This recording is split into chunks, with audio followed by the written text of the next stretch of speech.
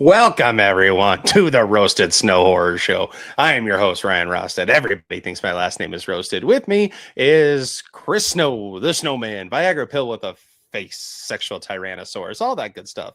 What's up, man? How you doing, buddy? I'm good. Full disclosure here, guys. We are recording this about 15 minutes after we just finished up the most fucked up episode we've ever done. So we are ready to lighten this bitch up a little bit. So yeah, man, how are you feeling going into this one? You know, there's no worse feeling than I had going into the last one and talking about the last one. So I am very happy to cleanse the palate, as they say. And as I told you before we started recording here, I already have SNL's Best of Chris Farley lined up to watch before I go to bed tonight. So I will gladly put all of those thoughts and all of those movies in the past where they belong. And and bury them there. They're dead and gone. And I got Ted 2 ready to go after this. So anyway, guys, hopefully you don't hate us too much after that last episode. We hope you're still listening. Yeah, we didn't enjoy doing it. So if you need to skip that one, by all means, go for it. We're not going to talk about that episode anymore. That is dead and gone. But if you guys did miss it at the end of that one, we did kind of give a rundown on where we're going to go from here. So ready or not, here I come tonight. Next Wednesday, we are going to do a fun April Fool's one. We're thinking maybe top 5 funniest kills of all time, in our opinion. He gives 5, I give 5. We laugh our asses off, and we keep it going. And then next Friday, gas you. That's definitely going to be on there. It could be horror comedies. It doesn't have to be like gory either. It could just be that made you laugh out loud. So I might have to throw one on there. You remember Austin Powers? No.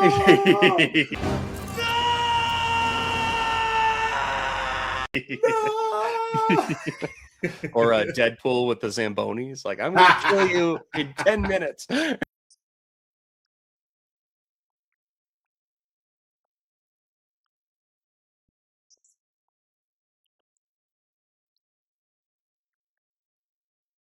I'm gonna kill you in 10 minutes. So yeah, we're gonna do something fun for April Fools. So enjoy that. That is our apology for this previous episode that we did. And then next Friday we're pulling an audible.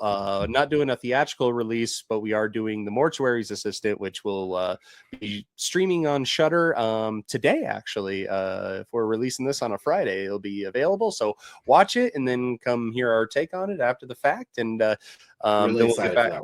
Then we'll get back to our theatrical releases. But I do have to say, we do have Roasted Snow Olympics tonight. In third. In bronze. Sorry, bronze. You guys took the silver in our last goddamn episode, but Italy, you are getting third. You went nuts this week. Italy! Thank you, Italy. Thank you so much. With the silver, they've been here before. They're back again.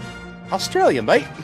Let's go! How Australia. fitting that our main actress in tonight's film is from Adelaide. Absolutely. Miss Samara Weaving. And then with the gold, kind of came out of nowhere. Got to be honest with you, but it is Viva la France! Hey, France! Yeah. What's up over there? France, yeah. Hey guys, love your fries. But anyway, guys, love the hotel in Vegas. That's pretty cool.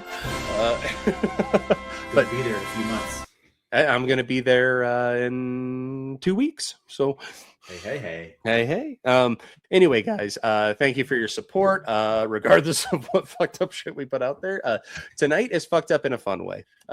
If you guys have not seen the first Ready or Not, A, what's wrong with you? B, probably should see that before we talk about this one. But just what's your general thoughts when you first saw Ready or Not? How did you feel about it? I didn't know what to think. I didn't know what I was getting into, to be completely honest with you. I thought it was. Do you remember? God, what was the name of this film? I think it's called Who's Next. You remember Who's Next? Yep. Mm-hmm. Or You're That's Next. kind of what You're Next. Yeah, that's what I thought I was getting into. I was like, oh, it's gonna be like, I thought it was clever. The premise was good, and then I went and saw it, and I was like, oh, this is much different than I was expecting, and I like that because it was fun. it slapped me across the face, which is a term we use here when you're pleasantly surprised about something. It, yeah, like I love the premise of it. I was like, okay, hide and seek. We're going. If you guys don't know, the premise of the first movie is there's this wedding that takes place, and the tradition for the bride into this new family is they have to play a game. They pull a card out from a puzzle box. Essentially, it's kind of like a Hellraiser type thing. It kind of looks like, and that's actually a good way to put it. Yeah, most people get games like, oh, okay, I got Twister, I got Old Maid, I got whatever. If you pull hide and seek, that's the bad card, and basically the bride has to hide and survive till dawn, or else she is ritualistically sacrificed. Can you imagine? I didn't sign up for this. Yeah, no. Can you imagine when you propose to Katie, you just go, by the way, I just need to let you know. It's like, you pulled the damn card. Sorry. You have to hide until dawn. Otherwise, we're going to ritualistically sacrifice you. She'd probably do okay. I can't find shit. So I think she'd be totally fine there. But yeah, it's done by our guys, Radio Silence, which I have not run into a project that they've done that I've disliked. And they're doing the next Mummy movie too. I know. Oh, it's going to be so good. They've obviously done Ready or Not, Here I Come. They've done Abigail. That one was pretty solid. They've done, there was the short in VHS, and obviously our favorites, Scream 5 and Scream 6. They did those, and obviously their departure from Scream 7 truly did hurt that, and it was pretty noticeable on the screen there. But this was one that I was really looking forward to as well. But it was weird because the first one, guys, we're gonna get into spoiler territory, because if you haven't seen the first one, you're probably not seeing the second one. So if you haven't seen either, get the fuck out of here right now. But at the end of the first one, because they kind of do this back and forth the whole movie, they're like, are you guys insane? You really think that, you're all gonna die if you don't kill me, if you don't sacrifice me tonight?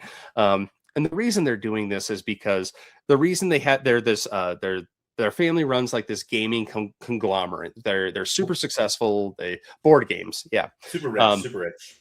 Yeah.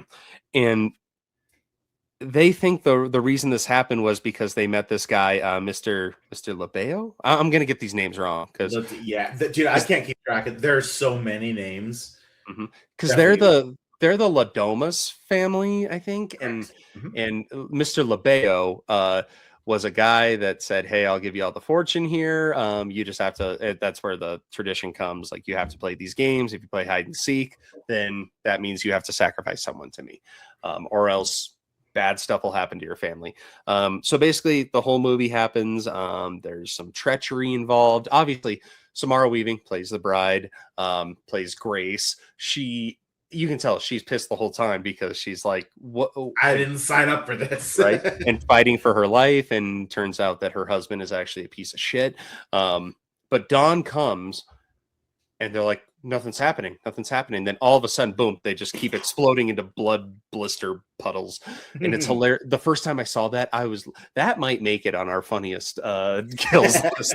Because I was laughing my ass off, and it was the perfect end. The house is burning down. She's just sitting outside smoking a cigarette. And the cops come, and they're just like, what happened here? And she's like, in-laws. Jesus Christ. What happened to you?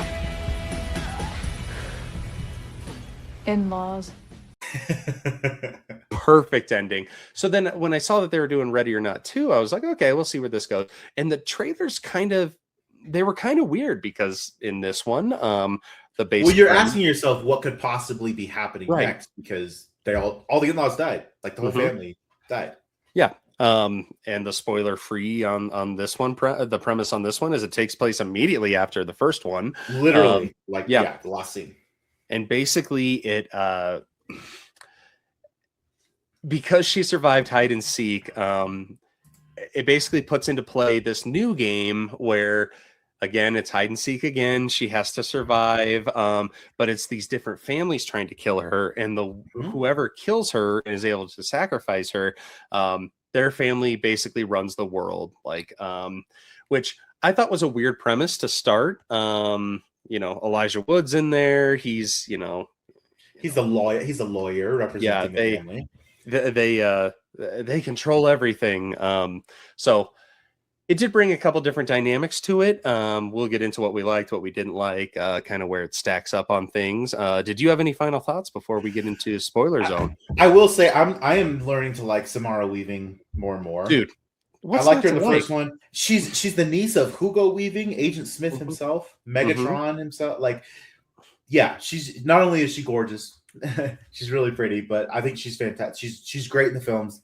Her comedic timing, when it needed to be comedic, was fantastic. So learning to like Samara Weaving a lot. I always like to see Elijah Wood doing things because we know him as Frodo, right? I think the world knows him primarily as Frodo. I'm actually going to meet him here next month. I'm really excited about that. Hell yeah. But it's always cool to see him do different stuff. So seeing him in here is kind of a breath of fresh air. But yeah, there's a lot going on in this film, particularly with names and the families and things. But it was cool to see it continues literally from the end of the first one. So I was all about that. Yeah, and Elijah Wood, I actually like him in Yellow Jackets. He's just got that weird look. Like and by the way, speaking of Elijah Wood, there's a horror film that he does. I can't remember the name of it. I'm going to get it before the end of this podcast because I'm going to recommend it to you guys tonight. I will get it and we're going to come back to it. Okay. Perfect. Well, with that, let's go back into the world of Ready or Not. Ready or Not. Do you want to start us off? Or you want me to kick us off? I'd love to. So, like you said, this film literally picks up at the end of after she survives the Ladomus family's attempted ritual. So, our protagonist Grace, she's literally outside the property. The cops show up. You know, like you said, she's like in-laws. And in this one, she ends up collapsing. Which is understandable. She's been up all night. She's been running for She's been like stabbed in the hand. It's like the end of an Evil Dead film. Like somehow they're alive, but they've been like all jacked up. Well, and her iconic wedding dress, because it was beautifully white at the beginning, and then now it's just drenched in blood. It's just red. It is completely red. It's awesome. So you have that going on. The cops show up. You know, she's immediately rushed to a hospital, as she should be. And her sister, who she actually abandoned years ago, they haven't talked to each other. She reunites with her. You know, it's like, oh, you know, kind of a family reunion there. So that's what's happening with Grace. Now we move over to. You mentioned before we have the original family, right? The Ladomus family. Mm-hmm. You find out that they are actually part of an order of elite families, and don't even try to get me to say the names of them all. I'm not gonna know. All I remember is the new family, the Danforth. Yeah, and I'm just gonna call it Sarah Michelle Gellar's family. There you go. That's the best way to put it. But you get the idea, and I feel like it's sort of a play on, like, you know, the elite billionaire class, right? Because that's literally what they are. It's an order of 6 families, and they're all told about, hey, this family, the Ladomus family, they played the game. They all died. They all blew up into blood, right? So they're notified of their deaths. Because remember, it's the day after we're at. So learning of all this, they all decide, well, what's the next step? What are we going to do? And I should aside here, and this kind of goes back to the first one, and we get a little bit deeper into it with this one. But remember, the game that they played, the hide and seek game, there are rules that everyone has to follow. Like, here are the rules. It's very much like Mr.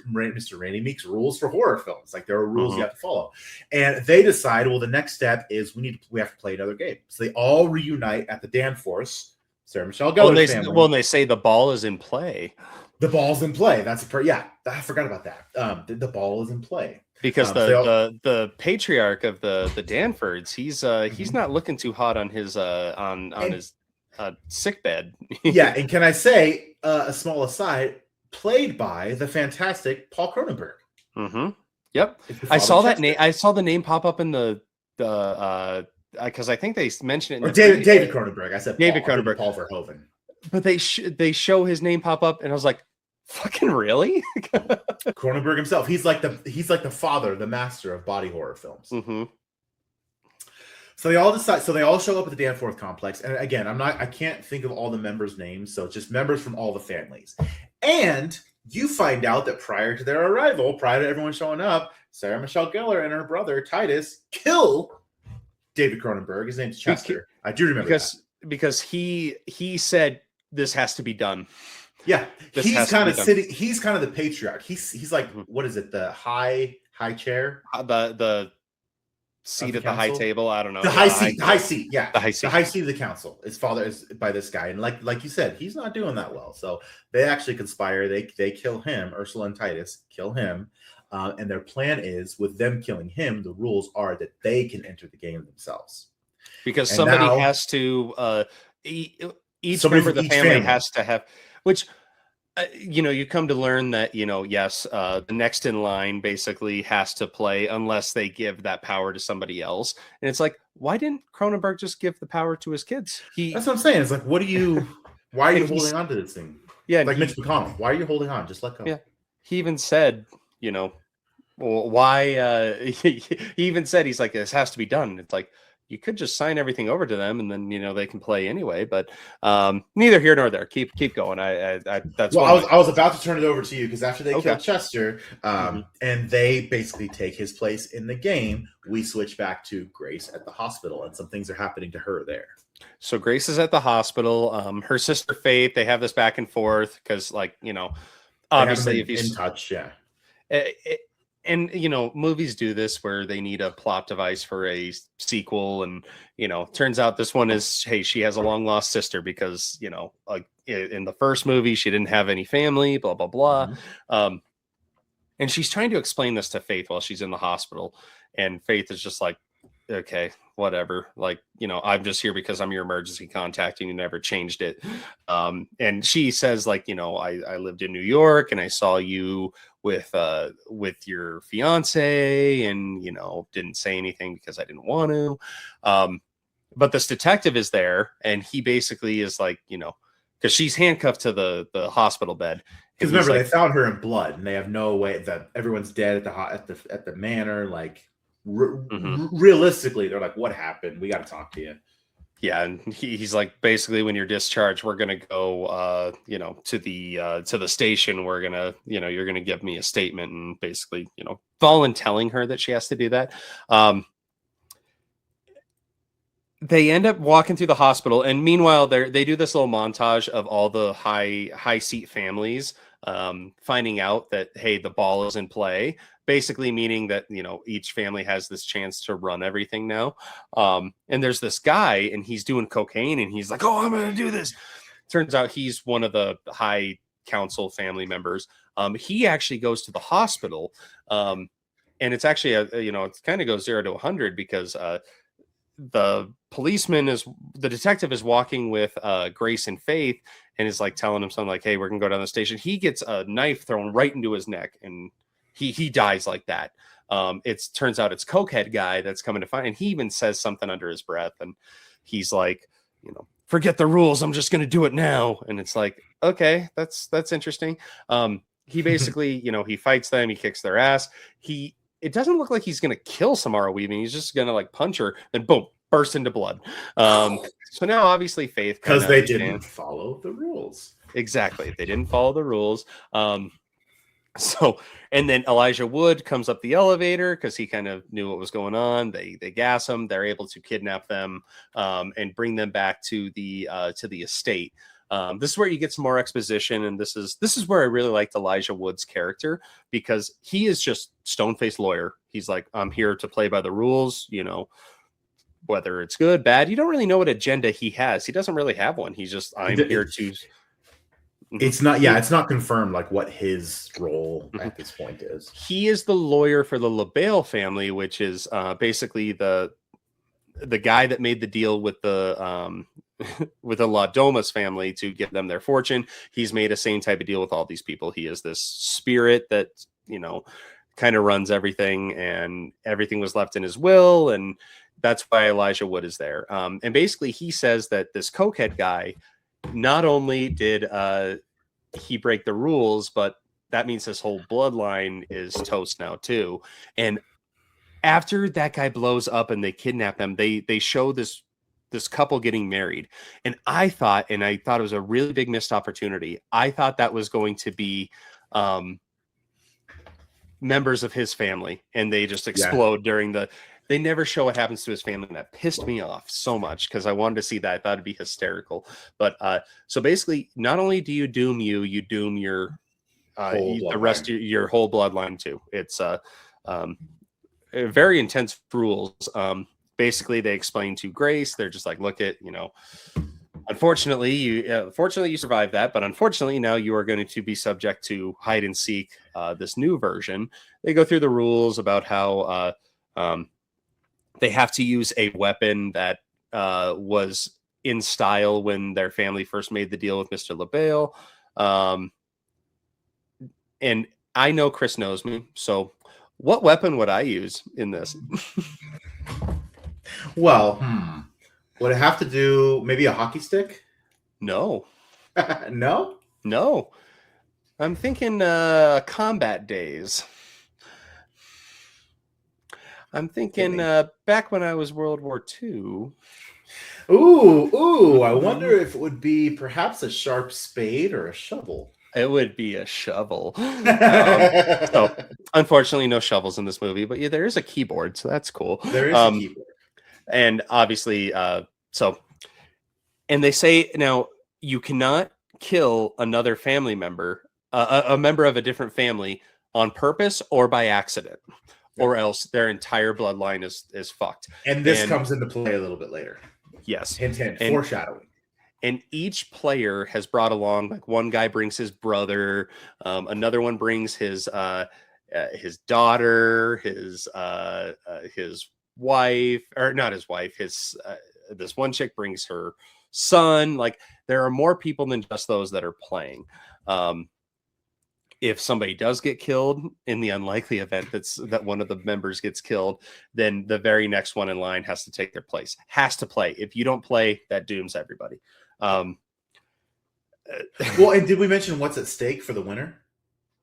Yeah, the winner gets to control everything. They are the high seat. Yeah, the ring controls the power. It's literally like the One Ring. And how perfect did they cast Elijah Wood? Right. It's like he's overseeing this. It's hilarious. He's overseeing it all. Yeah.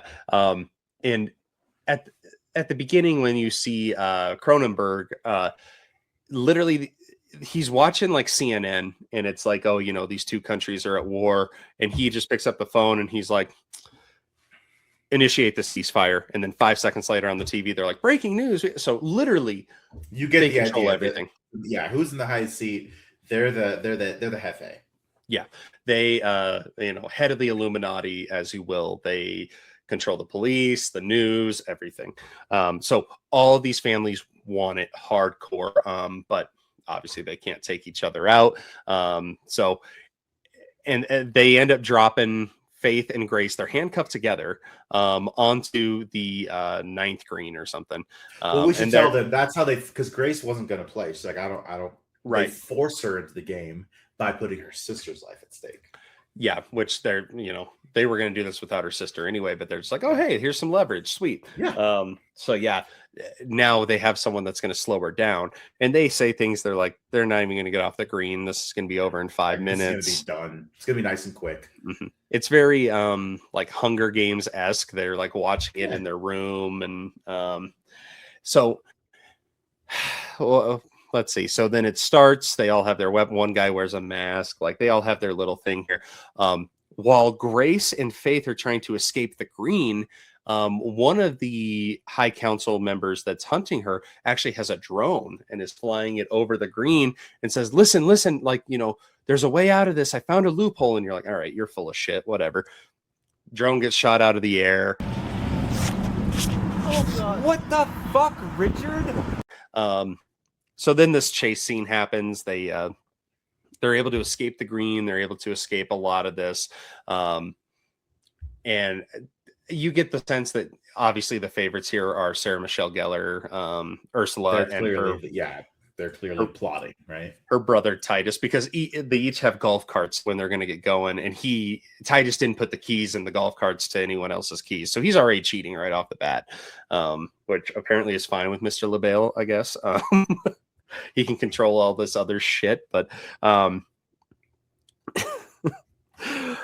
man, there's the true ready or not fashion, because like one of the guys, he has a sniper rifle, but he can't get the magazine loaded correctly. It's like that's kind of the thing. Like, we should say that a lot of these people who are doing these hunts, like, they're not competent. No, maybe is the best way to put it. Like in the first Ready or Not, none of them were expecting that they were going to have to do the hunt and the sacrifice that night. So like the one guy has to get a crossbow, and he's like, what the fuck do I do with this? And he's like watching a YouTube tutorial on it. So it's yeah, those parts are really, really funny. And like the two brothers, they're always just like, they say like, hail Satan, hail Satan. He's like, oh yeah, hail Satan. Yeah, whatever. It's a woodland critter Christmas. It's a woodland critter Christmas. Hail Satan.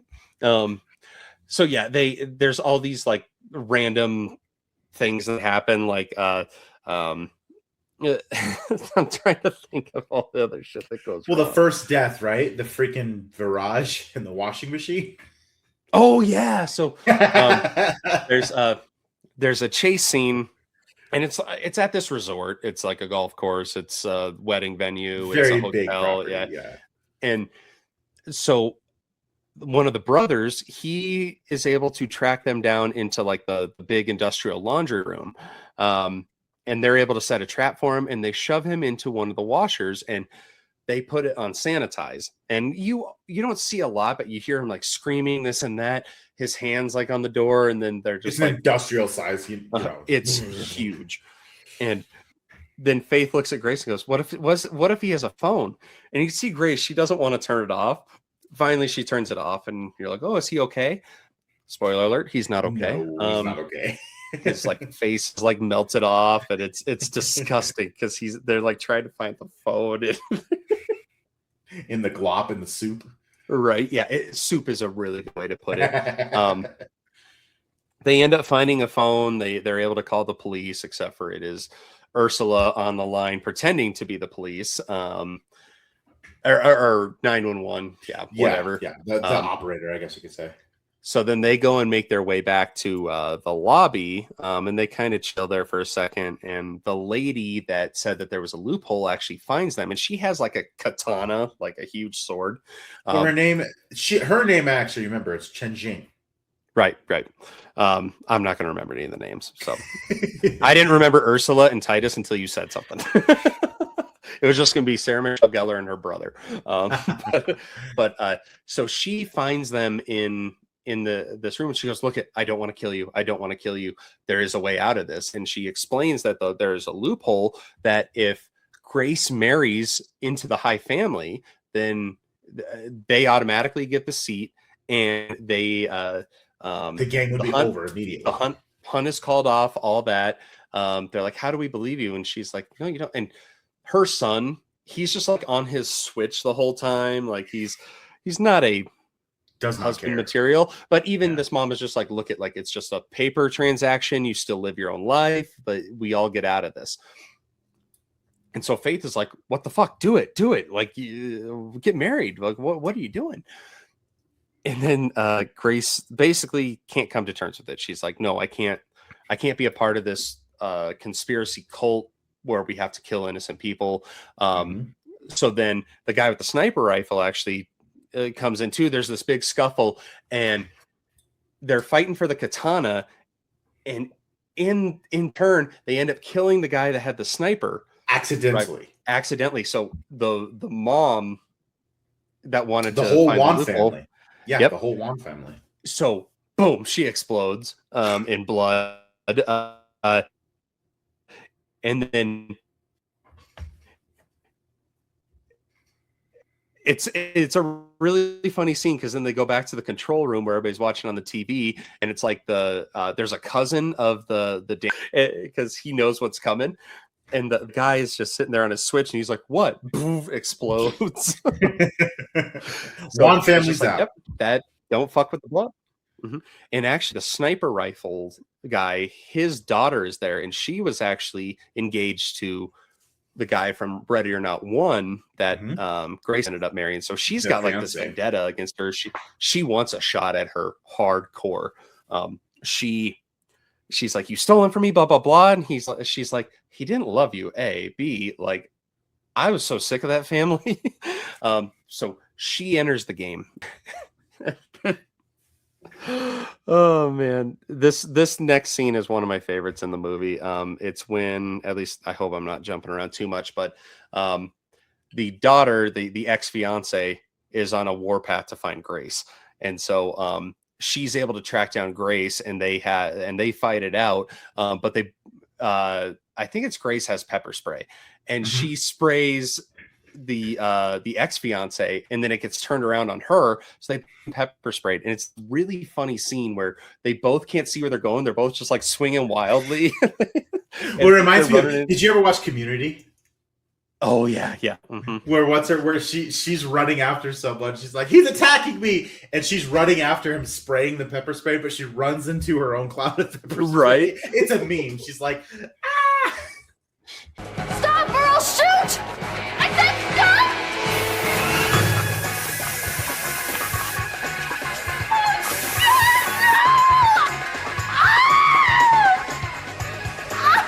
It's so goddamn funny. And it lasts a while. They're like, I can't see it. They're like, come here, bitch. Well, and the reason why Grace is alone is because, they're able to get out of the handcuffs in the industrial room, but they have this big falling out where, Grace and Faith do, yeah, you abandoned me, why don't you just leave? You could have gotten us out of this if you had just married that dude, blah, blah, blah. You're selfish. And unfortunately, Faith runs into Titus, and he starts beating the ever-loving shit out of her. Because he is crazy. He loves the thrill of this hunt. He wants all the power, all this. But the fight's still going on in the other room. They finally are able to see, and if you want to take it over from here and a little keyboard action. Yeah, so Titus is attacking Faith. He kidnaps her, and then we have the fight, obviously, between Ursula and Grace is still happening. But we have another girl. I can't think of. She's one of the other family members. What's her name? Are you talking about the ex-fiance? Francesca? I fucking forgot. Well, she comes after Grace because, again, everyone's coming after Grace, right? Although Grace gets a little shotgun and does away with Francesca, I guess is the best way I can say it. Well, but am I missing a part? Well, before that, she knocks her out with a keyboard because they got like the lights going on and everything in the So it knocks her out with a keyboard, and you already know, you're like, she's gonna come back into play. And there's a part in the preview where she's outside, she's like, ready for round 2, bitch, and that's where Grace has the shotgun, and she like triple taps her. Yeah, I mean, there's no chance. She 28 days later, this girl. Oh yeah, absolutely. And she does it so nonchalantly. It's just, and she wears this wedding dress like it's a armor. It's so badass. You know what it reminded me of is Raiders of the Lost Ark, when the dude with the sword shows up and Indy just pulls his gun. And just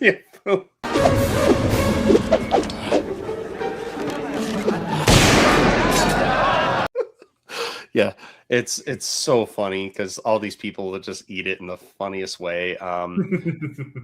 So Titus, this is where after she kills Francesca, Titus gets on the intercom, and then he taunts Grace. He tells her, I have faith. If you want her back, you come to the main lounge. This is where I'm holding her, all that fun stuff. So we're approaching the climax. So this is kind of where the third act starts, I guess is the best way to say it. Well, and now Francesca's little brother has to get into the game because he's the last one in that line that's there. Because Francesca's dead. Yep. But he gets like these two like semi-automatic like pistols, like they're like golden guns from GoldenEye. He gets two of them, and he starts chasing Grace a little bit. Grace is able to lock herself in a room, but they say, hey, we're gonna kill Faith if you don't come out. And this is where Grace finally succumbs, and she goes, there's a loophole. I will marry you, Titus. The game ends now. Runs it through, and then Elijah Wood's just standing there, and he goes, yeah, that's true. Like, he is so neutral. And when I first saw the trailer, I was like, oh, well, he's going to be the bad guy here. Yeah, he's going to be the surreptitious person behind everything, pulling strings behind the scenes. Yeah, no, he is as neutral as possible, whether it works out for the bad guys or Grace. He's just like, we're going to do this by the book, man. And so it's actually a really cool scene because then they get cleaned up. They still have a really big cut, but like this is the first time in 2 movies that you've seen Grace like actually cleaned up now. And instead of basically it's the beginning of the first film before everything goes down, and in this one while she's in the hospital. Yep.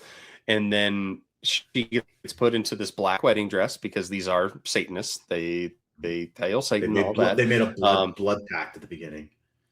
Yep. They bring all these people in that are part of the community, whatever. They're all hooded. You don't really see anything. And Faith is just like, you can't marry this guy. I know that it's the way to get out. And Grace is just like, no, this is the only way, man. Well, and Ursula, Sarah Michelle Gellar tells her the same thing. She's like, you understand how crazy he is. He's a psychopath. Yeah, like she's like, I am on your side here. And I thought that brought some good depth because it's like she was trying to kill her, but like, kind of realizing how bad it would be if he got the power. Yeah. And earlier in the movie, like he like punches her and does that, and then he ends up walking in on their conversation essentially and kills Sarah Michelle Gellar in the room. And he's like, "You still want to rule against killing family members?" Yep. Which is what they said. So you just can't kill another family. So basically, Grace is like, "Fuck." Now I got to be in another wedding with other people. But I will say, foreshadowing, it is really great that Titus told her that rule. Yep. So they go through, they go like this underground area. It's like their temple room or whatever. It's like the stupid ass Sith Eternal in Rise of Skywalker. Right. All exactly. The fucking cultists. Exactly. And I'm like, sorry. It reminded me of that abortion of the film. I have died before. Lead to pathways some consider to be unnatural. Stupid. I invented Snoke. How Palpatine returned. Somehow. You guys can't understand. We've gone on Star Wars tangents multiple times. I hate the sequels. They're garbage. Burn them in fire. Continue. Yep. Put them into this pit in this movie. So and you get some funny scenes here. You get all these nonchalant, non-descriptive hooded figures. The brother's in there, and he's just like, "Oh yeah, hail Satan." And he's like, "Are we gonna be out of here by like 8?" So like they're doing this wedding. Obviously, Faith is her maid of honor. They end up doing the ceremony. Elijah Wood has this very ironically, it looks like from Yellow Jackets, like a antler crown type thing. He's doing the ceremony. And basically he says, it's a death do you part, do you? And I kind of thought this was weird, but she was like, I do. I was like, and here's where I thought she's crying while she says it. She is. Yeah. And so he puts on the ring. He is now the high seat. And he is just like basking in it. And Grace decides to end his reign rather quickly. She stabs the ever-loving shit out of him. And to your point... With a pen. The pen is truly mightier than the sword. Yeah, take that, Indiana Jones. And as you said, she does the line. She goes, someone once told me you killing family members isn't against the rules. And so like all the members are just like, what the fuck is going on? She puts on the ring and they're like, oh, and she's like, looks to Elijah Wood and he's stone faced. He doesn't give a shit. Yep. She's like, so I can do whatever. She's like, so I can do whatever I want. And he goes, yeah. And she goes, my first act as the high seat is to resign as the high seat. And they're like, can she do that? What the hell?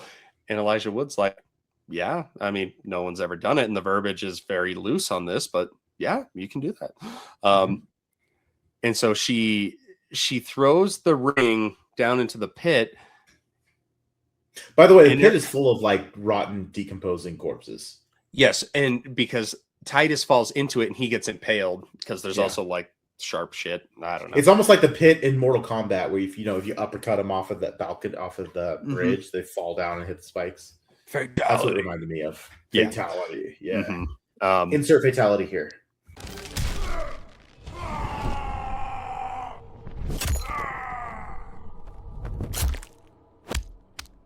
Yep, right there. Fatality. Get over here. By the way, should we cover Mortal Kombat 2? Would that count when that comes out, or is that? I mean, it is rated R and it's extremely violent, so we'll see what's out around then. neither here nor there. Maybe we'll do Mortal Kombat too. But so then basically she's looks to Elijah Wood and she's just like, so I'm free to go. And he's like, yeah. And then so all the cult members are freaking out. They're like, what does this mean? What does this mean? Because there has to be someone has to be on the high seat by dawn, or else they're all gonna die. And yep. And she throws the ring into the pit. And he goes, who's ever wearing the ring at dawn is the high seat. So they all jump into the pit. Every single cult member essentially jumps into the pit. And they start killing each other down there. They're like gouging each other's eyes out. And a couple people get the ring and then it's sliced off. And you know where this is going. She starts to walk away with Faith. And then they look back because they're like, I got to see it. Dawn comes because there's like 5 minutes until dawn when this all happens. And then you just, it's a couple little ones. Like, it's like when you're making popcorn, it's like you get the first couple pops right away and then just geyser of blood. So, Samara Weaving has been cleaned up and, blood exploded on her like 5 times in these movies.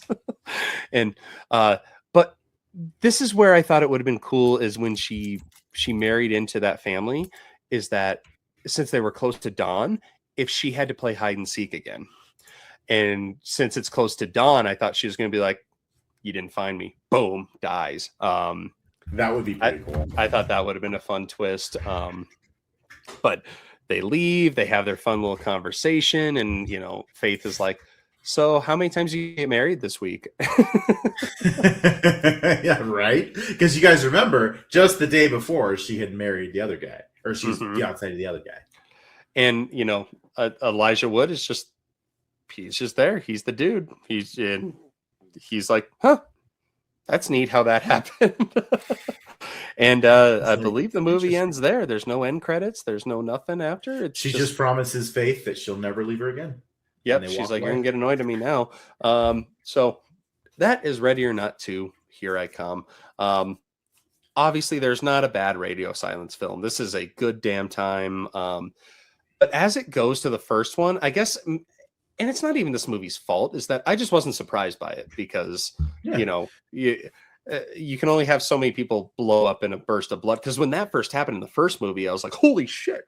Well, it suffers from, I shouldn't say suffers. It's held back maybe by sequelitis. It's like, how do you improve upon what you did in the first one? Because it's unique. It's something different. Mm-hmm. And especially now you really can't have a third one. And I had read something where Samara Weaving, she was kind of getting sick of being typecast in horror movies. She did the Scream 6 opening scene. She has one coming out with Jason Segel. That's kind of a horror comedy. And obviously she did Ready or Not. And then she said that she read the script for Ready or Not 2 and she couldn't turn it down. And I remember, and I read that interview before the movie, and I usually don't do that. And I wish I hadn't, because I was like, this is what you got excited for? I mean, it is a good, entertaining movie. It just, I agree with you. Sequelitis, it doesn't really hit as hard as the first one did, but I don't think that is its fault necessarily. It also is just like, I didn't need the sequel. I'm glad that I saw it because it was fun, but I would have been completely fine with it ending with in-laws. And there was that mystery in that first one where it was one family and it was hide and seek. It's a game we've all played as kids. It was in this creepy ass house and they had some creepy music and it was this gaming family. I loved everything about that. And it almost felt like they were trying to put too much lore into this and too many rules. And I kind of felt it was a little congested, I guess. Still fun. There's a lot going on. They're cramming a lot of lore and a lot of exposition into the time that they have. And anytime you do that in any movie, or it's particularly a movie that's kind of leaning into horror. I mean, this is obviously a comedy horror kind of thing. But yeah, when you try to cram too much into that, like it takes away from the suspense and the things that actually make it scary, right? Mm-hmm. Yeah. And again, I definitely recommend seeing it, especially if you like the first one. I don't think it's going to set the world on fire, but it's a damn good time. It's obviously not scary. But it's a bloody good time. It's the great performances, an interesting idea, for sure. But for me, it's not beating Undertone, and I'm guessing it ain't It ain't beating BDA. I mean, dude, the Bone Temple. This is easily a record right now because the Bone Temple has been number one since mid-January when it came out. Yeah, it's on streaming now. I think you have to pay to rent it, but yeah, I think it's coming to Netflix like at the end of this month, or sorry, the end of April. Yeah, so if you guys haven't checked that out, go see what all the fuss is about and why Chris can't get Big Dick Alpha out of his head. Yeah. And obviously Undertone is just a baby. It's lasted 1 week, but it's here. It's yay. And just another note, I think Anaconda, we did an episode on that, and that is coming out on Netflix. I believe it's already, as this comes out, I believe it's already on Netflix. So check that out. Check out click the QR code and check out our other episodes. Love to see you there. Maybe skip the most extreme horror if you're not. I was about to say, maybe not the last one in case you guys are into that thing. This is more of our vibe here. That one got very serious very fast. But I'm dying to hear what your Elijah Wood recommendation is here. Absolutely. So this is another one that kind of flew under the radar, but we're talking about my recommendation for you guys is 2012's Maniac. Elijah Wood plays the titular role. He is he's a serial killer. Most of the film, similar to in a Violent Nature, it's filmed kind of from his perspective, a first-person perspective. But he is a traumatized serial killer who his victims, he scalps them. So your favorite kind of movie, and he attaches the scalps and their parts to mannequins in his home. And the film follows his obsession with an artist and all the things leading up to it. The film doesn't go where you think it's going to go, and it doesn't end the way you think it's going to end. Shout out to Elijah Wood. This is definitely a different kind of role for him. It's hard to picture Frodo himself as a serial killer, but it works. I don't know. He's creepy enough. I could maybe see him. He was creepy in Sin City. Do you remember in Sin City where he played Kevin? Yeah, kind of like that, Kevin vibes, except he's not mute. Well, and before I forget, not a recommendation, obviously, but I did see today that, and I don't know if you've seen, you were talking about the Star Wars sequels. There is a star from the Star Wars sequels that is going to be in a remake of one of your favorite movies of all time. I don't know if you saw this. Mr. Kylo Ren himself is going to be in The Fly. They're making a Fly? How did I not hear about this? I haven't heard about this. Adam Driver. Let's go. He's the only good thing about the sequels. I do love Adam Driver. He's pretty. He's a fantastic actor. Dude, this is great news. You guys see my face lighting up? Yeah, there you go. You're so happy. And I'm actually going to ask for your permission here because obviously I am a white male. But the only movie I could think of when I was thinking of a recommendation that could, go around Ready or Not, I'm like, it's a movie about a game. It's really funny, but it's called The Blackening. I don't know if you can... I've seen it. It was on Netflix for a while. It's so funny. I fucking love that movie. How is that not a Wayans Brothers film? I know, right? It has every single one of their quirks on there. But basically, and I feel so bad talking about this, but basically, it's a group of friends that they find a board game. The movie is literally called The fucking Blackening. It's basically like they find a Jumanji style board game. And it's all these, they have to answer questions about like horror tropes with black people in horror movies. And who's going to die first? Well, they're all black, so who knows? Yeah, they have. So it's really funny in that sense, and has a pretty interesting twist in it. And it's in the same vein as Ready or Not. It's stupid. It's funny. Okay, so yeah, guys, check out those movies. Come join us next week for the April Fool's fucking shenanigans, and Chris's Super Bowl here, the mortuary assistant next Friday. Excited. Let's go, man. And yep. Chris, love you, buddy. Love you too. Great job. Thank you guys for the Roasted Snow Olympics. Keep those coming. We love them. France, hold on to that gold medal. We love you. Yep. Don't cancel me, but don't let like Germany invade you. Good Lord. I'm sorry. I love you all. I promise. But thank you guys. Keep watching scary movies. Keep streaming them. Keep going to the theater. And see you next time. Bye, buddy. Peace out. Thanks for listening to the Roasted Snow Horror Show. Please follow us on our social media pages and tell your friends. Pretty please!